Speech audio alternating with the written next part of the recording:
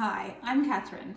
I'm a psychology student at the University of New England, and today I'll be talking to you about overcoming a fear of snakes using gradual exposure therapy.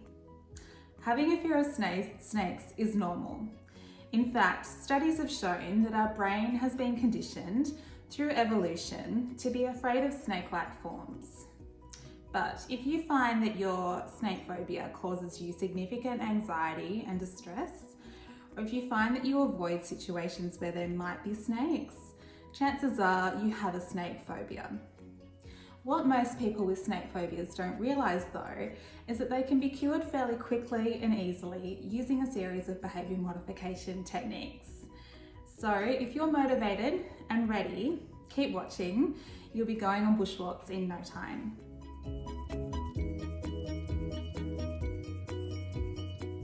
The first step you need to take to overcome your phobia is to think about the ways that your fear affects you in daily life. Do you find that you have to change the channel or even leave the room if a snake comes on TV? Do you find yourself avoiding bush paths or walking through long grass because you're worried that a snake might come out and bite you? Or do you sit outside the snake exhibit at the zoo because you're worried that the snakes might escape their enclosures? Well, if you've answered yes to any of these questions, it sounds like you might be using avoidance behaviour. You might be avoiding these situations to prevent feelings of fear and anxiety. So do you want the good news or the bad news? Well, the bad news is, if you keep avoiding these situations, you'll never get over your fear. It's the avoidance that's maintaining your phobia. And the good news, by taking gradual steps to confront your fear, you can overcome your phobia. You'll soon learn that any irrational thoughts you had about these situations don't actually come true, and you have nothing to fear in these situations. This is the basis of gradual exposure therapy, and I'll talk you through the process.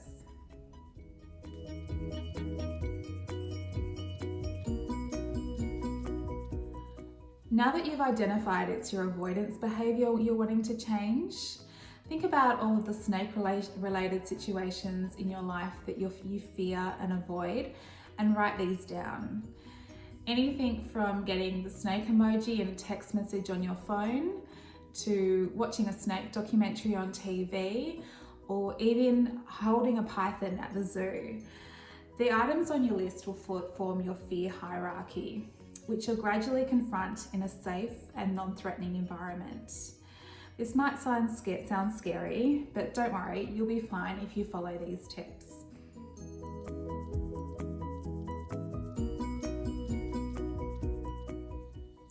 Rate and rank each item using the subjective units of distress scale, also known as the SUD scale. You can find this scale online using a quick Google search.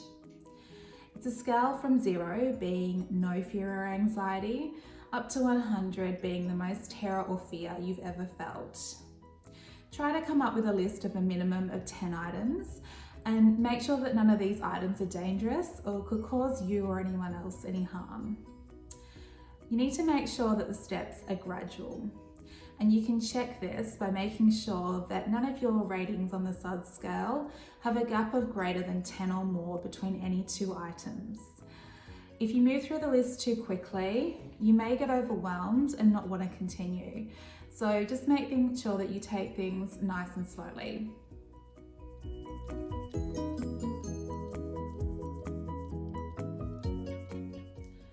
Now that you've created your fear hierarchy, you'll need to gradually confront each item on your list. This is the process of gradual exposure therapy. Try to focus on the stimulus for at least 7 minutes without using any avoidance behaviour. This is the very thing that you're trying to prevent. This stage is tough, so remember to take things slowly and repeat each item as many times as necessary. After you complete each trial, rate it again on the SUD scale. Once your fear level reduces by at least half, and you're able to stay in each situation for at least 7 minutes, and you feel confident and ready, you can move on to the next item. Give yourself plenty of time to work through this process. over a few hours if necessary, and don't rush yourself.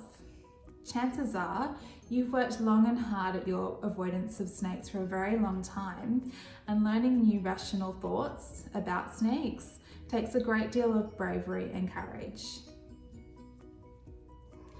Do this with the help of a friend or family member who can support you through the process.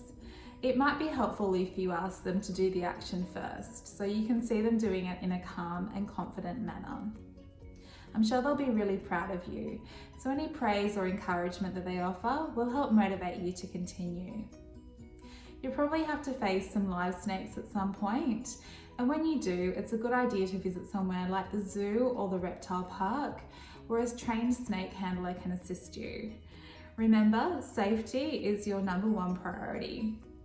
By exposing yourself to snakes in a safe and non-threatening environment, you'll start to change your perceptions about your fears.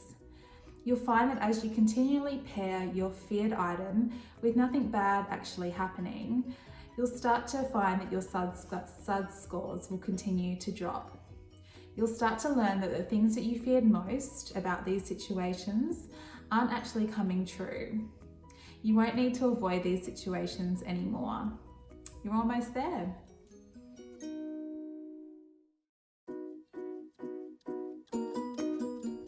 Like any new skill you learn, practice makes perfect. Continue to challenge yourself to confront the situations you used to avoid, and try to find ways to continue to expose yourself to snakes in everyday life. Try things like walking along bush paths, watch some snake documentaries, or put a photo of yourself with the snakes you encountered on your fridge or on your social media account. Doing this will remind you of the goal that you've achieved. And if you post online, any positive comments from friends or family will be rewarding. Don't underestimate the power of positive reinforcement.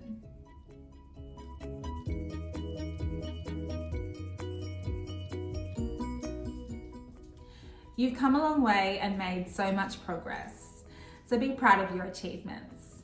What you've accomplished took a lot of bravery and courage, so think of a way that you can reward yourself. Book yourself in for a massage or go to your favourite restaurant. Remember, you've built up the skills to be able to face your fears, so don't let your phobia stand in your way anymore of the things you want to enjoy.